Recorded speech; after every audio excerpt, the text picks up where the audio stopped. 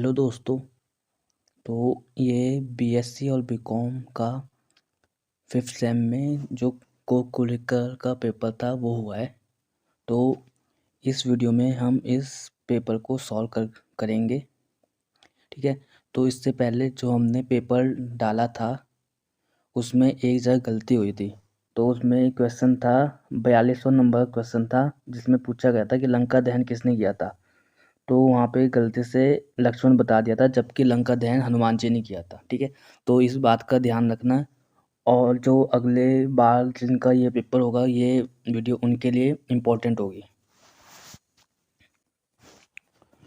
तो इसमें पहला क्वेश्चन है कि अयोध्या कांड के अनुसार राम को वनवास कितने वर्षों के लिए दिया गया था। तो राम को वनवास 14 वर्ष के लिए दिया गया था, जो केकई ने वरदान मांगा था। 14 वर्ष को राम का वनवास और भरत को राजगद्दी थी। ठीक है।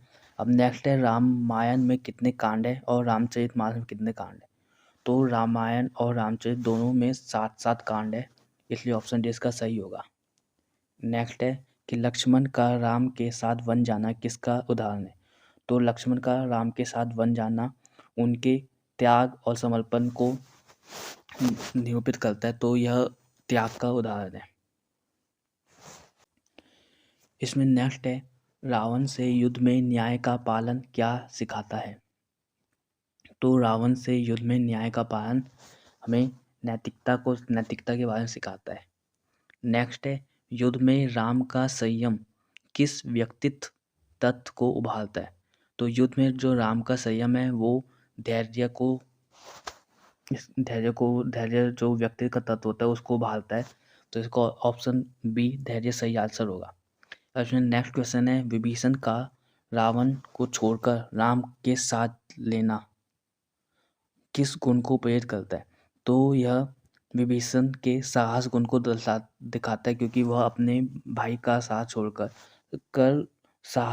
अपने साहस के साथ राम के साथ चले गए थे। मतलब उन्होंने रावण के सामने साहस दिखाकर उनको ठुकराया था। अब नेक्स्ट है, माता कौशल्या का दुख सहना क्या दर्शाता है। तो यह माता कौशल्या की सहनशीलता को दर्शाता है। अब इसमें नेक्स्ट क्वेश्चन है कि सुग्रीव राम मैत्री किस गुण का उदाहरण है। तो हमने जैसे भी वीडियो में बताया, इससे पहले जो वीडियो बनाई है उन्होंने बताया था कि मित्रता के क्या क्या गुण होते हैं, तो उनमें एक विश्वास भी है। तो इसलिए राम और सुग्रीव का मैत्री गुण है जो वो उसमें विश्वास एक उदाहरण है। ठीक है। क्योंकि जो मित्रता उसमें छल को नहीं देखा जा सकता, ना लोभ को देखा, ना भय को। उसमें विश्वास ही होता है जो दो लोगों के बीच मित्रता के भाव को अपनाता है। अब इसमें नेक्स्ट है, हनुमान की लंका यात्रा से क्या सीख मिलती है। तो जो हनुमान की लंका यात्रा थी वो उनके दृढ़ संकल्प को दर्शाता है, जिसमें वो दृढ़ संकल्पित होकर लंका में जाते हैं। ठीक है। अब नेक्स्ट है कि राज्य त्याग कर वन जाना किस और संकेत करता है। तो श्री राम का अपना राज्य त्याग कर वन में जाना उनके कर्तव्य परायण को दर्शाता है, जो उनके पिता ने उनको उनको आज्ञा दी थी 14 वर्ष के वनवास की। तो उस कर्तव्य को अपनाना उनके इस गुण को यहाँ पर दर्शाता है। अब भरत का पादुका पूजन क्या सिखाता है। तो जो भरत का पादुका पूजन है वो उनके अपने बड़े भाई के प्रति सम्मान को दर्शाता है। फिर नेक्स्ट क्वेश्चन है कि हनुमान का संजीवनी लाना किसका द्योतक है। तो यहाँ पर हनुमान जी लक्ष्मण के मूर्छित होने पर संजीवनी लाए थे, तो यह उनके समर्पण भावना को दर्शाता है। जो हनुमान जी श्री राम के प्रति समर्पित थे, ये उनके समर्पण भाव को दर्शाता है। ठीक है। अब नेक्स्ट है, अनुशासन नियंत्रण पर राम का जोर किसे प्रेरित करता है। तो अनुशासन नियंत्रण पर राम का जोर उनके संयम गुण को प्रदर्शित करता है। अब नेक्स्ट है, रामायण रामचरितमानस में लेखन शैली का क्या अंतर है। तो पहला ऑप्शन है रामायण गद्य में लिखा है और रामचरितमानस छंद में। ये ऑप्शन गलत है, क्योंकि रामायण श्लोक में है। और नेक्स्ट है कि रामायण छंद श्लोक रूप में, ये बिल्कुल सही है। और रामचरितमानस चौपाई दोहा रूप में, तो ये भी सही है। तो ऑप्शन 20 का सही आंसर होगा। अब नेक्स्ट है, राम की रावण से संवाद करने की प्रवृत्ति किस गुण को बढ़ाती है? तो ये उनके बुद्धिमत्ता गुण को बढ़ाती है। ऑप्शन इसका सही आंसर होगा। इसमें नेक्स्ट है, हनुमान द्वारा राम सेवा क्या दर्शाती है? तो हनुमान द्वारा राम की सेवा उनके भक्ति समर्पण को दर्शाती है। ठीक है, तो इसका आंसर बी सही होगा, भक्ति। नेक्स्ट है कि लक्ष्मण द्वारा सीता रक्षा किस तत्व को दिखाती है? ठीक है, तो लक्ष्मण द्वारा सीता की रक्षा जो होती है वो उनके साहस को दर्शाता है। अब नेक्स्ट है, राम का भरत को राज्य सौंपना क्या सिखाता है? तो राम का भरत को राज्य सौंपना उनके त्याग बलिदान की भावना को दर्शाता है। ऑप्शन नेक्स्ट है, सेतु निर्माण में हनुमान का योगदान क्या सिखाता है? तो सेतु निर्माण में अब नेक्स्ट है, सेतु निर्माण में हनुमान का योगदान क्या सिखाता है? तो सेतु निर्माण में हनुमान का सहयोग, जो वो वानर सेना को अपना सहयोग देकर सेतु निर्माण करते हैं, यह उनके सहयोग की भावना को दर्शाता है। अब नेक्स्ट है कि राम का वचन निभाना किसका द्योतक है? यह उनके सत्यनिष्ठा, राम का जो एक गुण था सत्यनिष्ठा, यह उनका उसका द्योतक है। अब नेक्स्ट है, सीता का राम पर विश्वास क्या सिखाता है? तो सीता का राम पर विश्वास राम के प्रति प्रेम भावना को दर्शाता है। इसमें नेक्स्ट है, विभीषण का सत्य उच्चारण किस विकास को प्रेरित करता है? ठीक है, तो विभीषण का सत्य उच्चारण उनके ईमानदारी को प्रदर्शित करता है जो उन्होंने भगवान श्री राम के प्रति निभाई थी। अब यहाँ पे नेक्स्ट है, दशरथ के प्रति राम का सम्मान क्या दर्शाता है? तो दशरथ के प्रति राम का सम्मान उनके कर्तव्य को दर्शाता है, जो उनका कर्तव्य अपने पिता के प्रति था। अब नेक्स्ट है, हनुमान का बलिदान किस गुण का उदाहरण है? तो हनुमान का जो बलिदान था वो उनके निस्वार्थता, बिना किसी स्वार्थ के, मतलब हनुमान का बलिदान निस्वार्थता गुण को दर्शाता है। ठीक है, अब नेक्स्ट है, रावण को अंतिम अवसर देना क्या सिखाता है? तो रावण को अंतिम अवसर देना भगवान श्री राम के करुणा भावना को दर्शाता है, जो उनकी रावण के प्रति थी। और नेक्स्ट है, रामायण और रामचरितमानस दोनों ग्रंथों में राम की प्रस्तुति में एक बड़ा अंतर कौन सा है? एक तो है, पहला है कि दोनों में राम को पूर्ण मानव दिखाया है, ये ऑप्शन इसका गलत है। नेक्स्ट है, मतलब सी वाला देखें, रामचरितमानस राम को अधिक कमजोर है, तो ये तो गलत है क्योंकि उसमें कमजोर नहीं बताएगा। रामचरितमानस राम को रावण की तरह है, ये भी गलत है। तो इसका ऑप्शन जो बी है वो सही है कि रामायण राम को मानव रूप में दिखाया गया है। ठीक है, और जबकि रामचरितमानस राम को एक दिव्य स्वरूप में प्रस्तुत किया गया है। अब इसमें 27वां कि रामायण में श्री राम को किसके रूप में प्रस्तुत किया गया है जो समाज के लिए आदर्श है? तो रामायण में श्री राम को मर्यादा पुरुषोत्तम के रूप में प्रदर्शित किया गया है। अब इसमें नेक्स्ट क्वेश्चन है कि शत्रुओं से भी न्याय करना क्या सिखाता है? तो शत्रुओं के साथ भी न्याय करना निष्पक्षता को सिखाता है। अब इसमें नेक्स्ट है, हनुमान का संदेश वाहक होना क्या दर्शाता है? तो हनुमान का संदेश वाहक होना राम के प्रति कर्तव्य भावना दर्शाता है, कर्तव्य परायणता गुण को दर्शाता है। ठीक है, अब नेक्स्ट है, राम का सीता परित्याग जो उत्तरकांड का प्रसंग है किस पक्ष को रेखांकित करता है? तो राम का सीता का परित्याग करना उनके कठोर निर्णय को रेखांकित करता है। ठीक है, जो उन्होंने इस पक्ष में कठोर निर्णय लिया था ये उस बात को दर्शाता है। अब इसमें नेक्स्ट है 31वां क्वेश्चन है, वन में सीता का जीवन किसकी सीख देता है? तो यह उनके अनुकूलन की सीख देता है कि विषम परिस्थितियों में भी उस परिस्थिति के अनुकूल रहना। अभी नेक्स्ट है कि हनुमान का आज्ञा पालन किसका उदाहरण है? तो हनुमान का आज्ञा पालन उनकी आज्ञाकारिता भावना का उदाहरण है, जो उन्होंने श्री राम की आज्ञा मानी थी। अब नेक्स्ट है, वनवास में शांति बनाए रखना क्या दर्शाता है? तो वनवास में शांति बनाए रखना शांत चित्त को दर्शाता है। नेक्स्ट है, विभीषण का शरणागति करना क्या सिखाता है? तो शरणागति, विभीषण श्री राम के शरण में आए थे तो यह उनके आत्मसमर्पण को दर्शाता है कि उन्होंने स्वयं को श्री राम को समर्पित कर दिया था। अब नेक्स्ट है, रामचरितमानस की शैली किस प्रकार की है जिसे पाठ और गान के लिए अनुकूल माना जाता है? तो जो रामचरितमानस की शैली है वह चौपाई में है, चौपाई दोहों में है, तो वो गेय शैली है भक्तिपरक, और भक्ति पर आधारित है, इसलिए भक्तिपरक गेय शैली है। अब इसमें नेक्स्ट है कि रामचरितमानस में किस घटना पर विशेष विस्तार दिया गया है जो रामायण में संक्षेप में है। तो इसमें जो है अग्नि परीक्षा में को रामायण में संक्षिप्त रूप में बताया गया है, जबकि रामचरितमानस में उसी का विस्तार करके वर्णन दिया गया है। अब इसमें नेक्स्ट है रामायण में धर्म का पालन करने का सबसे बड़ा उदाहरण है। तो रामायण में धर्म का पालन करने का सबसे बड़ा उदाहरण श्री राम का अपने पिता के वचन का पालन करना।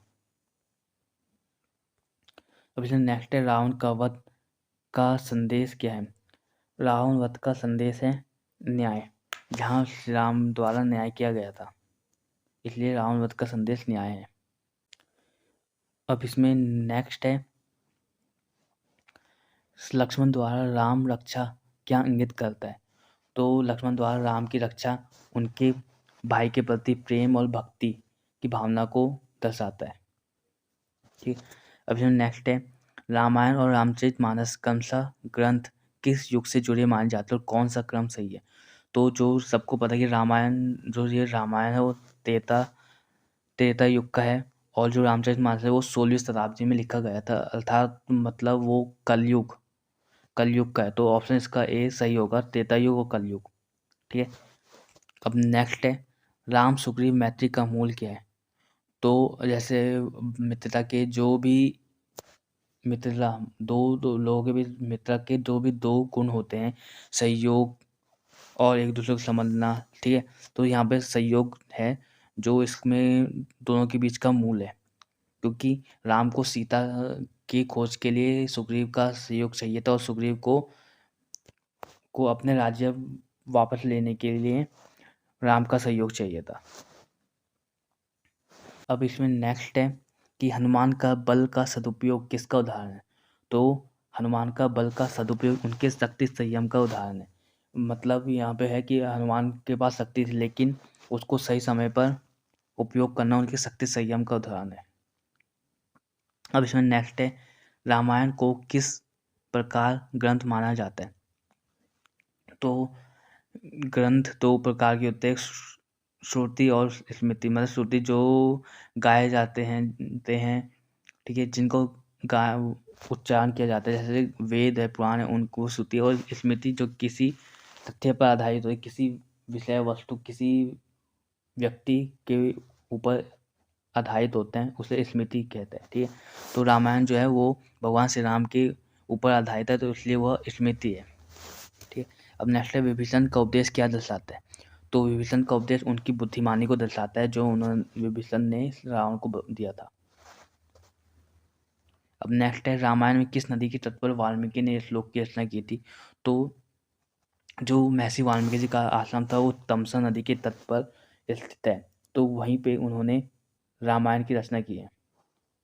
अब इसमें नेक्स्ट क्वेश्चन है कि राम का शांत नेतृत्व क्या सिखाता है। तो राम का शांत नेतृत्व उनके नेतृत्व को बताता है।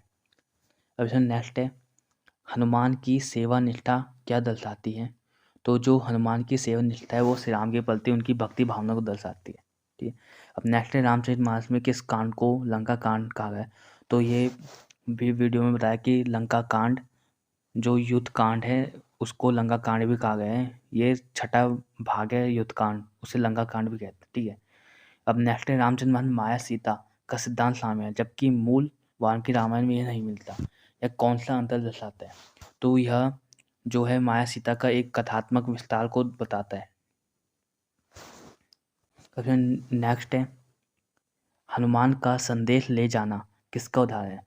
तो हनुमान का संदेश ले जाना उनके दायित्व का उदाहरण है जो भगवान श्री राम ने हनुमान को दिया था।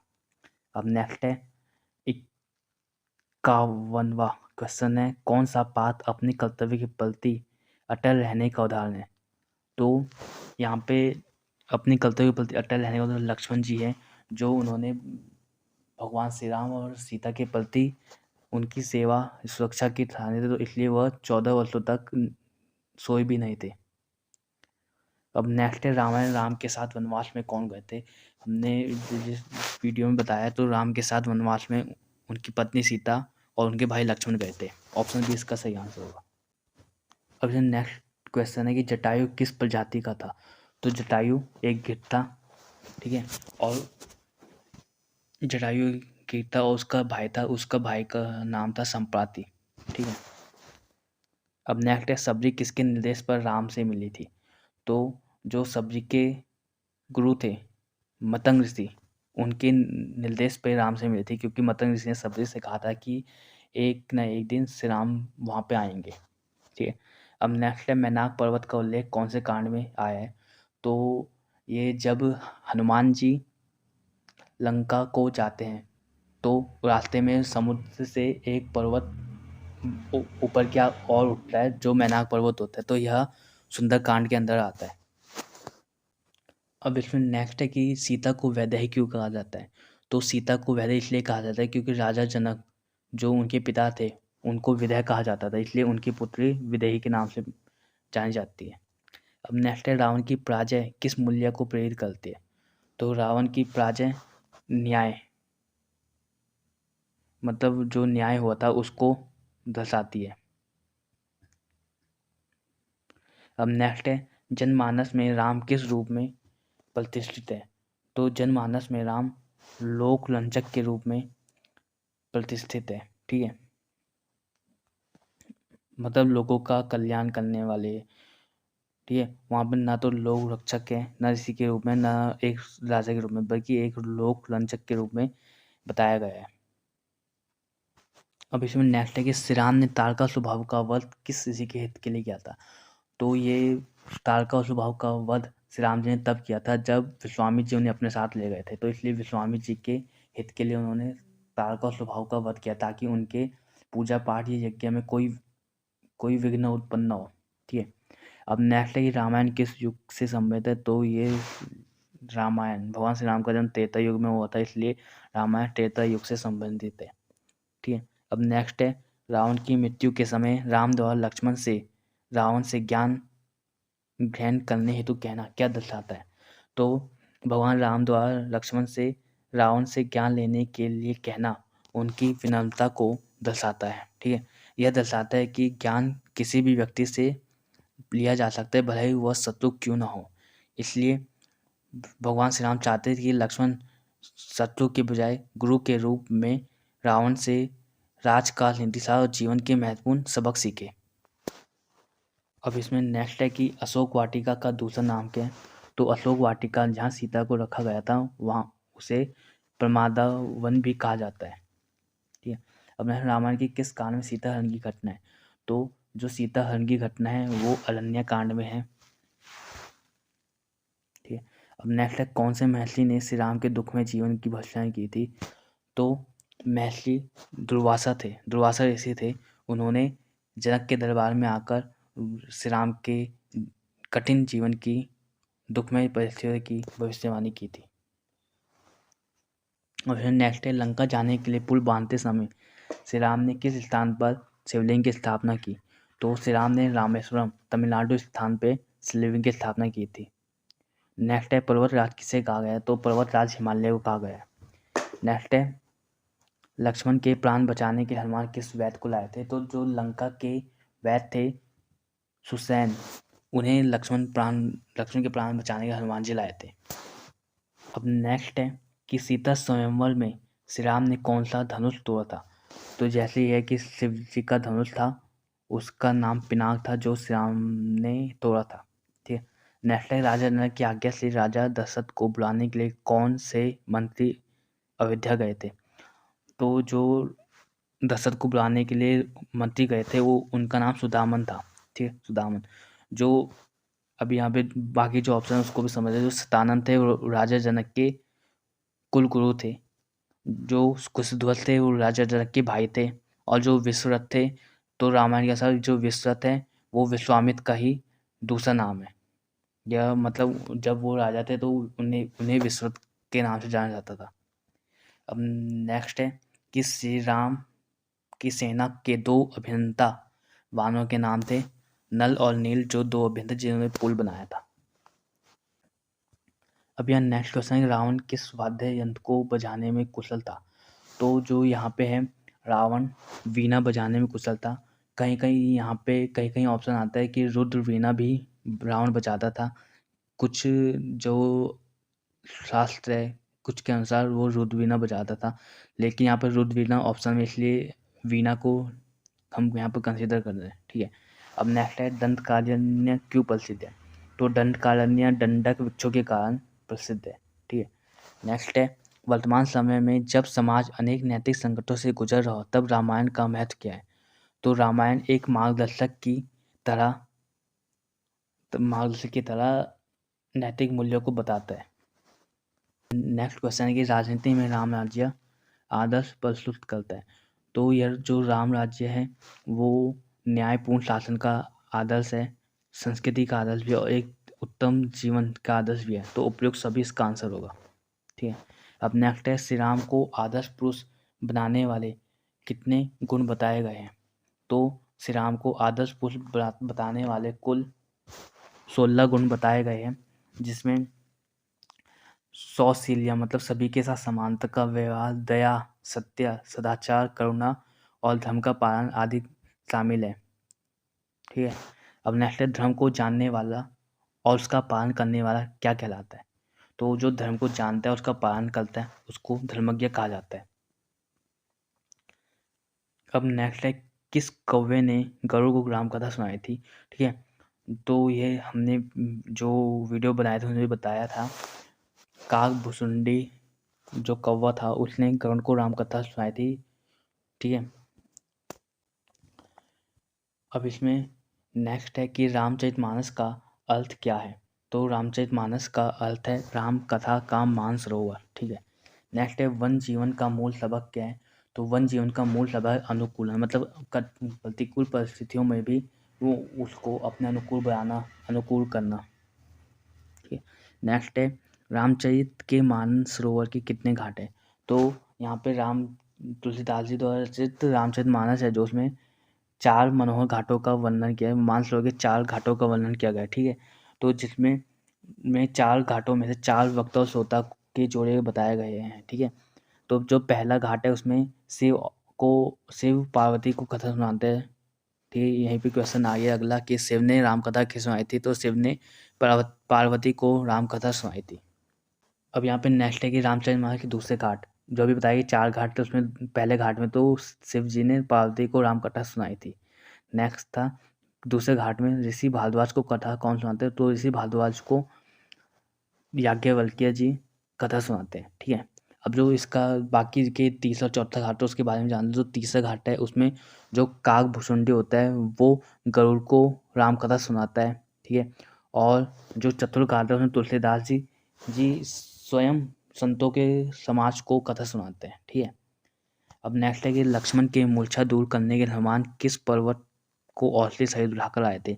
तो जब सुसैन वैद्य ने संजीवनी बूटी लाने को कहा था तो हनुमान जी को पहचाने थे तो पूरा द्रोणागिरी पर्वत उठाकर ले आए थे। ठीक, अब नेक्स्ट है समुद्र लागते हुए कौन सी राक्षसी हनुमान को खाने को उद्यत हुई थी? ठीक है, तो यहाँ पे जो सुरसा थी वो हनुमान को खाने के लिए उद्यत हुई थी। अब नेक्स्ट है कि हनुमान ने लंका में सीता को पहचान दिलाने के लिए क्या दिया? तो सीता को पहचान दिलाने के लिए उन्होंने जो राम जी ने अंगूठी दी थी वो अंगूठी वो उन्होंने सीता को दी।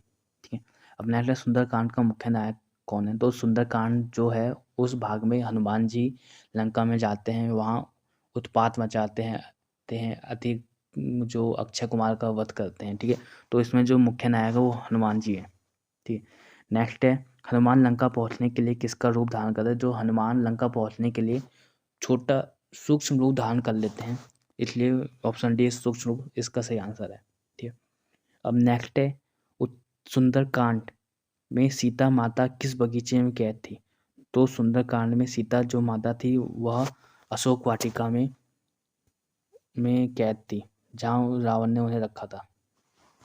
यहाँ पे नेक्स्ट है हनुमान का समुद्र पार करने का प्रसंग सुंदरकांड में किसका प्रतीक है? तो जो ये हनुमान जी समुद्र पार करके लंका को जाते हैं तो यह उनकी वीरता और भगवान श्री राम के प्रति भक्ति की भावना को दर्शाता है। ठीक है, अब नेक्स्ट है लक्ष्मण को किसका अवतार माना जाता है? तो हम जैसे लक्ष्मण थे हमने बताया कि लक्ष्मण भगवान विष्णु का ही अंश है। तो यहाँ पे जो शेषनाग जी है जो विष्णु भगवान के वाहन कहे जाते हैं, ठीक है। तो लक्ष्मण जी शेषनाग के अवतार में जाते हैं और विष्णु के अवतार भगवान श्री राम स्वयं है। अब नेक्स्ट है कि वाल्मीकि रामायण की रचना किस छंद में की गई हुई है। तो वाल्मीकि जो रामायण उसकी रचना अनुष्टुप छंद में हुई है। अब इसमें नेक्स्ट क्वेश्चन है कि तुलसीदास ने ब्रह्मचार्य की तुलना में किसको अधिक महत्व दिया है। तो जो तुलसीदास जी हैं उन्होंने तो जो ये तुलसीदास जी हैं उन्होंने ब्रह्मचार्य की तुलना में राम नाम को महत्व दिया है, ठीक है। नेक्स्ट तुलसीदास ने रूप की अपेक्षा किसे श्रेष्ठ बताया। तो तुलसीदास जी ने वो अपनी रचनाओं में भगवान के नाम अर्थात नाम को श्रेष्ठ बताया है। उनका मानना था जो रूप है वो नश्वर जबकि नाम अविनाशी और सर्वव्यापी है, इसलिए उन्होंने नाम को श्रेष्ठ बताया है। अब नेक्स्ट है रामचरितमानस में राम को दिव्य अस्त्र प्रदान करके दंडक वन में आगे बढ़ने की सलाह दी थी। तो जो अगस्त्य ऋषि थे उन्होंने उन्होंने राम को दिव्य अस्त्र प्रदान किए थे जिनमें बहुत अनेक दिव्य अस्त्र थे और साथ में उन्होंने सूर्य भगवान की उपासना का मंत्र भी दिया था। अब यहाँ पे नेक्स्ट है सोने के हिरण प्रसंग में सीता को हरण से बचाने के क्या उपाय बताया। तो जो सोने के हिरण प्रसंग उसमें जो लक्ष्मण थे उन्होंने लक्ष्मण रेखा खींची थी और सीता को बोला था कि आप इससे बाहर नहीं आए थे आना, अगर सीता उससे बाहर नहीं आती तो सीता हरण नहीं होता, ठीक है। अब नेक्स्ट है सबरी ने श्री राम के प्रति कौन सी अद्वितीय भक्ति दिखाई। तो ऑप्शन इसका देख लेते पहले। दिव्यास्त्र ये गलत है क्योंकि दिव्यास्त्र अगर चेल्सीन देते हैं लौटने को लाते ये भी गलत है, ठीक है। विभीषण के पास भी ये भी गलत है। तो जो ऑप्शन सी है आंसू से चरण धोए और आधे खाए बेर उन्हें दिए थे, ठीक है। तो ऑप्शन इसका सी सही होगा।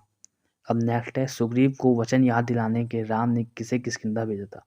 तो जब सुग्रीव का राज्याभिषेक हो गया था तो उस टाइम वर्षा ऋतु थी तो राम और लक्ष्मण दूसरी पहाड़ी में रहे थे, ठीक है।